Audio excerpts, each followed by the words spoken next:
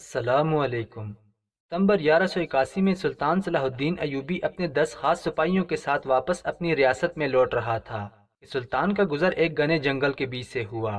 سلطان صلاح الدین تیز رفتاری کے ساتھ اپنے سپاہیوں کے ساتھ گھوڑے پر آ رہا تھا کہ اچانک سلطان کی نظر ایک غار پر پڑی اور اس کو دیکھ کر سلطان غصے سے لال ہو گیا۔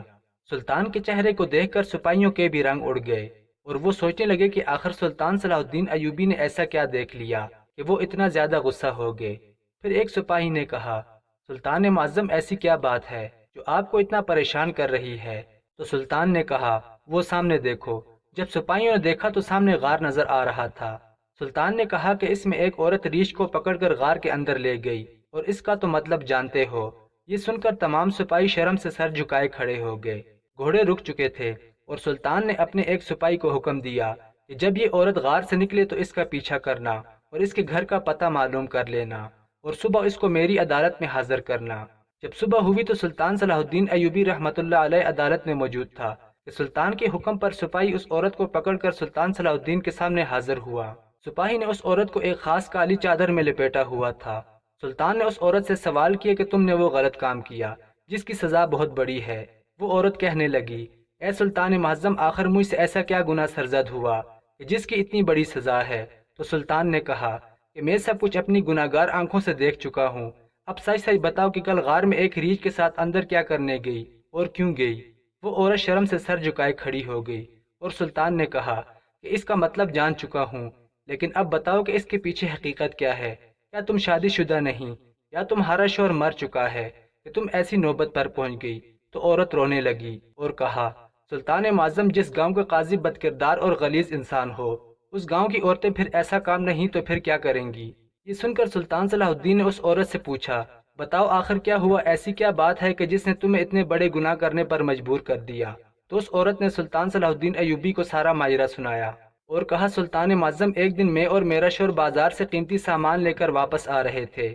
بدقسمتی واپسی پر اس راستے پر بارش ہونے کی وجہ سے کیچڑ تھا اور ہم جانتے تھے کہ یہاں سے ہمارے گھوڑے نہیں گزر سکتے، لہٰذا ہم نے جنگل کے بیچ والا راستہ اختیار کیا تاکہ جانے میں بھی اتنا وقت نہیں لگے اور ہمارے گھوڑے بھی مشکل میں نہ پڑیں۔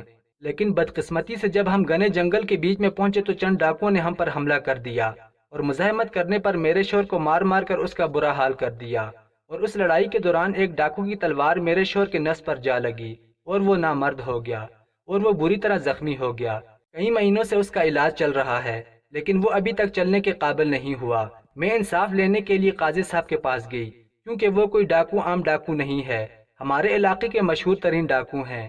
انصاف لینے کے لیے اپنا مقدمہ لے کر گئی تو الٹا قاضی صاحب میرے جسم کو بھیڑیے کی طرح دیکھنے لگا۔ مجھے معلوم ہو گیا کہ اگر قاضی سے انصاف لینا ہے تو پہلے قاضی کے بستر کو گرم کرنا پڑے گا۔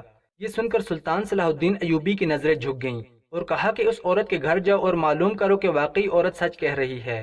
سلطان کا سپاہی چند ہی لمحوں میں وہاں پہنچ گیا اور آ کر سلطان کو بتایا کہ اس عورت کی ایک ایک بات درست ہے، اس کے شوہر کی حالت بہت بری ہو چکی ہے اور شاہی حکیم نے بھی اس کا معائنہ کیا ہے کہ وہ اب بالکل فارغ ہو چکا ہے۔ یہ سن کر سلطان نے اپنے سپاہیوں کو حکم دیا کہ جاؤ اس گاؤں کے قاضی اور ان ڈاکوؤں کو گھسیٹتے ہوئے میرے پاس حاضر کرو۔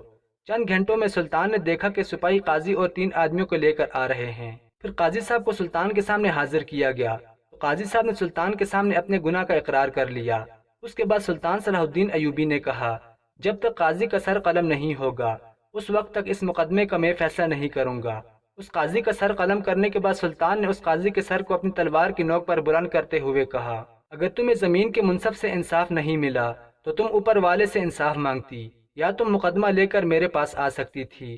کیا تجھے معلوم نہیں کہ سلطان صلاح الدین کی عدالت سے اللہ کے حکم سے آج تک کوئی بھی حاجت مند بغیر اپنی حاجت پوری کیے نہیں گیا؟ تو اس عورت نے کہا، سلطان، میں اکیلی تھی اور مجھ میں اتنی ہمت نہیں رہ چکی تھی کہ میں کسی کے پاس انصاف کے لیے جاؤں، اور آپ جانتے ہیں کہ ایک نوجوان عورت بغیر شوہر کے کیسے رہ سکتی ہے، اور اس لیے یہ گناہ سرزد کرنے پر مجبور ہو گئی۔ لیکن اس میں مجھے یہ شرم نہیں کہ میں قاضی کا بستر گرم کرنے سے بہتر ہے کہ ایک جانور کے ساتھ اپنی ہوس مٹائی۔ قیامت کے دن میں اپنے اللہ کے سامنے کسی غیر مرد کے ساتھ زنا کرنے کی وجہ سے نہیں پکڑی جاؤں گی۔ یہ سن کر سلطان صلاح الدین ایوبی نے اس کو کہا، یہ جو جرم تم نے کیا بہت بڑا جرم ہے۔ جس نے تمہارے ساتھ زیادتی کی، ناانصافی کی، وہ اپنے انجام کو پہنچ گیا، لہٰذا تمہیں بھی اپنی سزا بھگتنی پڑے گی۔ اور کہتے ہیں کہ پھر سلطان صلاح الدین ایوبی نے شریعت کے مطابق اس عورت کو سزا دے دی اور اس کے بعد سلطان نے حکم دیا کہ میری پوری سلطنت میں یہ پیغام پھیلا دو، کوئی بھی عورت کسی نامحرم مرد کے ساتھ یا کسی بھی جانور کے ساتھ زنا کرتے ہوئے پکڑی گئی تو دونوں کو سر عام سنگسار کر دیا جائے گا۔ اور پھر کہتے ہیں کہ سلطان کے اس حکم کے بعد کسی میں اتنی جرت نہیں تھی کہ کوئی ایسا غلط قدم اٹھا سکے